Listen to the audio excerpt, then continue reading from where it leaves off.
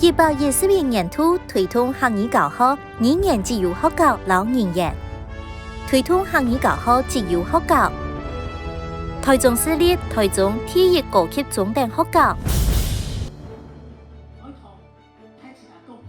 明年學校會開本土語文嘅不聽必修第1年生，3年生沒有多元選修嘅課程，你啊兩個年生嘅學生學客語共合法，我知道也係很好嘅事情啊。我來台中一種上課嘅時間，其實辦方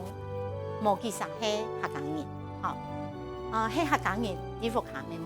冇啲講，嗰種都對最基本嘅開始，我都會講邊嘅客家拼音，因為客家拼音就像國語嘅注音符號，佢哋會注音符號會拼音咧，搞佢哋用嘅查客家字典，佢哋就會一查就會讀文章，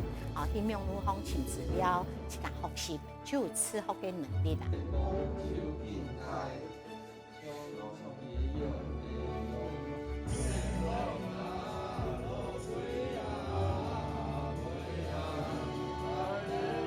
年齡認證，因為我自己呢係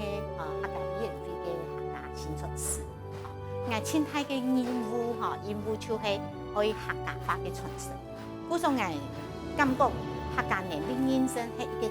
動出者、動學嘅學習傳承客家話嘅一個方法。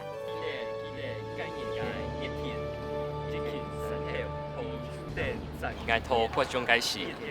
是由日來嘅政府去考客家話嘅認證，就得到中國級嘅認證，是安尼。我對客家就日來越大嘅興趣，每使用同客家傳揚出去本人啲。